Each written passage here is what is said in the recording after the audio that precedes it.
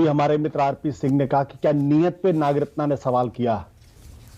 भारत की अदालतें नियत पर फैसला नहीं करती, भारत की अदालतें कानून पे फैसला करती, संविधान पे फैसला करती हैं। वो लीगैलिटी को चेक करती है, कॉन्स्टिट्यूशनलिटी को चेक करती, नियत करना उनका काम नहीं है। दूसरी बात, आज से तकरीबन 66 साल पहले एडीएम जबलपुर का एक फैसला आया था।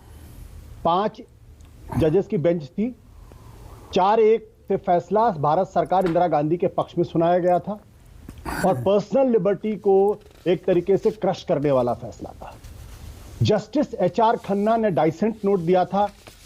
जस्टिस एचआर खन्ना अगले मुख्य न्यायाधीश बनने वाले थे। वो बाकी के 4 जज कौन उनको कोई नहीं जानता, जस्टिस एचआर खन्ना को लोग आज भी जानते। तो ये कह देना कि 5-1 से 4-1 से फैसला हुआ है, सुप्रीम कोर्ट का फैसला है, हम सब लोग सुप्रीम कोर्ट के फैसले का सम्मान करते हैं, लेकिन जस्टिस नागरत्ना का जो डाइसेंट नोट है वो आज से कई दशकों बाद भी याद रखा जाएगा। कई सवाल उन्होंने खड़े किए। पहला सवाल जो उन्होंने खड़ा किया है वो 26/2।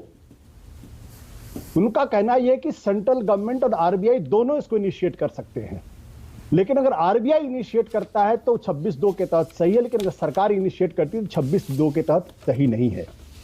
उन्होंने कहा कि आरबीआई को अपने दिमाग का इस्तेमाल करना चाहिए और सरकार, इसका मतलब यह कि सरकार ने 26/2 का जो फैसला था वो एक तरीके से नहीं किया और 24 घंटे के अंदर जो सारी चीजें हुई, खैर अब वो एक अलग सवाल है। अब यहां 2-3 सवाल अलग आते हैं। अगर आप उस दिन का प्रधानमंत्री का भाषण देख लिए तो उनका आतंकवाद खत्म हो जाएगा। आतंकवाद खत्म हुआ क्या? क्या फेक करेंसी खत्म हुई? क्या ड्रग मनी खत्म हुई? क्या ब्लैक मनी खत्म हुई? क्या करप्शन खत्म हुआ? क्या ये 5 उद्देश्य प्रधानमंत्री के उस दिन के भाषण में हैं। अगर आप आज भी देखिएगा तो आपको बिल्कुल स्पष्ट मिल जाएगा।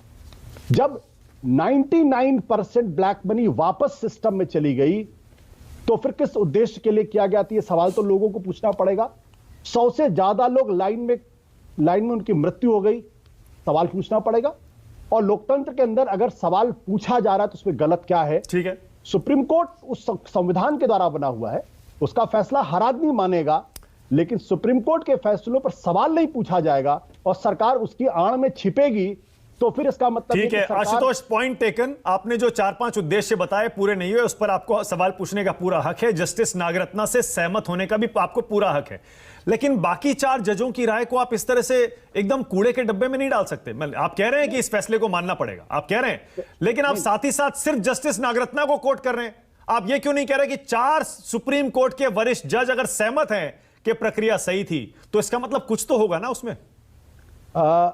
तो फिर जो जबलपुर एडीएम का फैसला था उसमें एचआर खन्ना के बारे में इतनी बात क्यों होती, बाकी 4 जजेस के बारे में बात क्यों नहीं होती?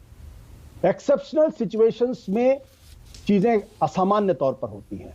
मैं ये नहीं कह रहा हूं, मैं बाकी की जो 4 जजेस हैं मैं उनके असम्मान में किसी तरीके का कोई प्रश्न चिन्ह नहीं खड़ा कर रहा हूं। मैं उनका उसी तरीके से सम्मान करता हूं जैसे कि मैं जस्टिस नागरत्ना का सवाल करता हूं। लेकिन मैं फिर कह रहा हूं कि ये सुप्रीम कोर्ट का फैसला है। 4-1 से फैसला आज से 66 साल पहले भी हुआ था। लोग जस्टिस एचआर खन्ना को याद रखते हैं, जस्टिस नागरत्ना को याद किया जाएगा। ठीक है, ओके।